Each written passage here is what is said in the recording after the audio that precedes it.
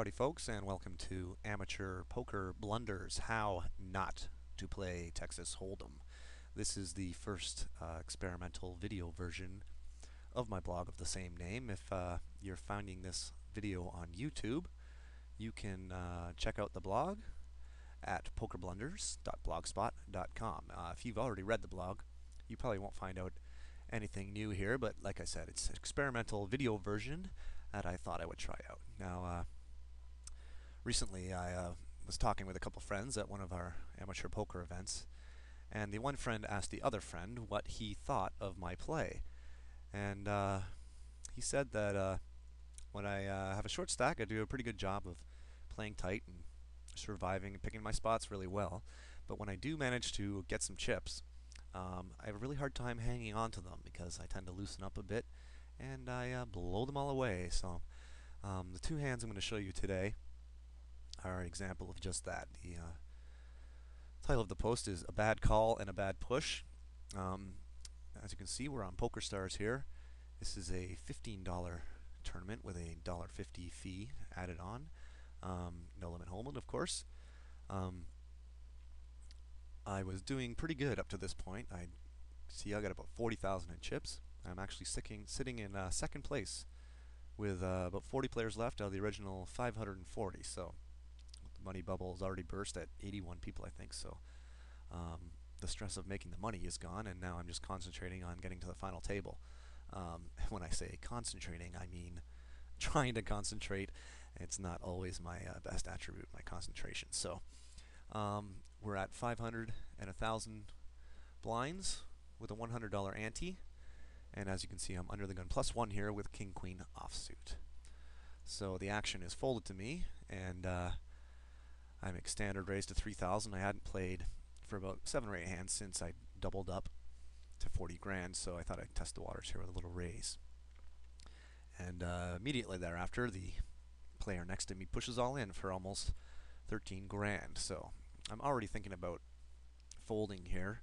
I'm not really sure what I'm going to do before I can put too much thought into it. We got another player pushing here for 12,000 more. 12,000 more into the pot is what I mean.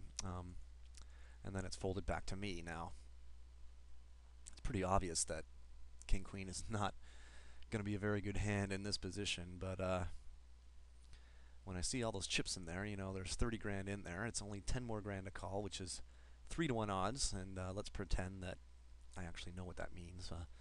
But if I were to win, I'd have 67 grand. I'd be up in first place. And if I lose, I'll still have 27 grand, which is above the table average. So it's not too bad of a predicament. But in my head, I guess I convinced myself, hoping that they have one of them has jacks and one has tens, and it'll be a race. But as you'll see, there's no such luck to that situation. But I do call, and the money goes in. One of the things I've noticed about this PokerStars beta hand replayer here is that they don't show the cards when players are all in and there's no more action. They don't show the cards till the end of the hand, which is I hope they fix that when they finish the final version. So I'll have to tell you what they had. The player to my left has Ace King of Spades, which is bad shape for me already, and the other player, Big Stardust, has a pair of queens. Now, that's horrible shape for me. I don't know. I looked at it, I thought immediately, I'm trying dead already, pretty much. Turns out I was about 5% to win, which is 19-to-1 odds, and it doesn't take a mathematician to figure out that that's not quite the 3-to-1 odds that I was getting on a call. So I was pretty disgusted when they showed their cards, but let's see what happens. The flop comes out, Ace 4-10, and well, what do you know? My odds of winning have actually tripled here. With a jack, I can make a straight, so what do? I shout out the screen. I scout, Jack! And the next card comes to 6, so I'm, Jack! I must have said about 10 times, Jack, Jack, Jack, Jack, Jack, Jack! And then river came at 8 of hearts, and I lost. That's when I shouted out a different 4-letter word. I'm not going to tell you what it is now, but just use your imagination. I'm sure you could come up with a few that were pretty close. So managed to dunk off a bunch of chips there. I'm down to 27,000. Hopefully that means that I'm going to tighten up, right? Well, let's see. So this next hand came up was about, well, it was exactly 13 hands later. I played no hands in between. I wasn't getting any cards. As you can see, I've got an ace-queen offsuit, and I'm in the cutoff position. Now, the action starts, and the player under the gun limps for 1200s. Now, normally that's something you should watch out for, from what I hear. I'm no expert, obviously. I'm just an amateur, but when someone limps under the gun, that could be possible that they're trying to set a trap and looking for a raise. Now, next two players fold, and then the player to my right raises it up to 3600. Now, more time has already elapsed since he bet and till we're talking now than actually took for me to act. I acted so quickly, I really didn't even think about it at all. Now, if I had thought about it, I would look at the player limping under the gun. That might cause me concern. And then this player next to me, ace 1-1, has raised even though someone has limped under the gun. So obviously one, if not both of them, has a pretty good hand.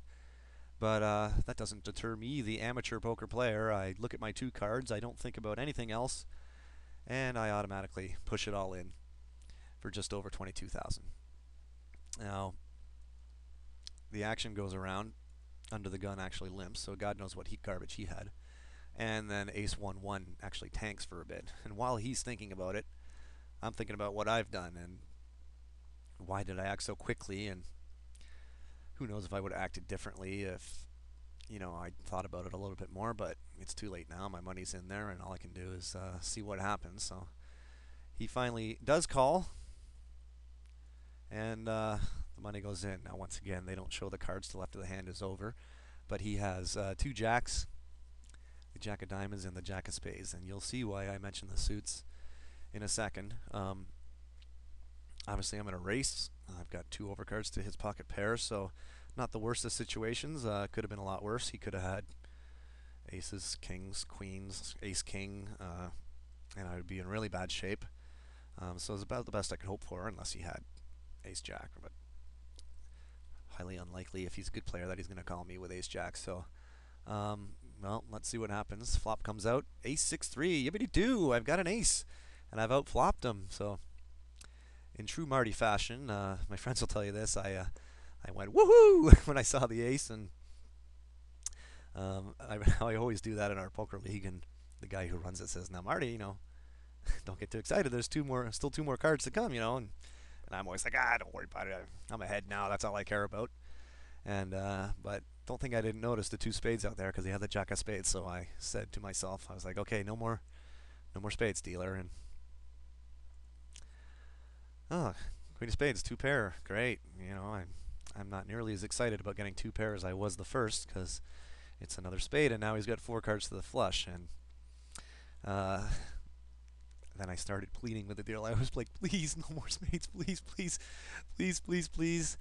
And the river came out, the four of spades, and I was eliminated, as they ship it to the guy with the pair of jacks and the flush. So at this point, I stared at the screen for about 5 more minutes and watched the action develop, hoping somehow I'd get dealt in again. I'm sure a lot of you guys have done that.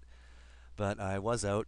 I finished in 34th place. I guess the silver lining is that I did make 20 bucks out of the deal, and for I got 36 for $16 buy-in, 121% return on investment.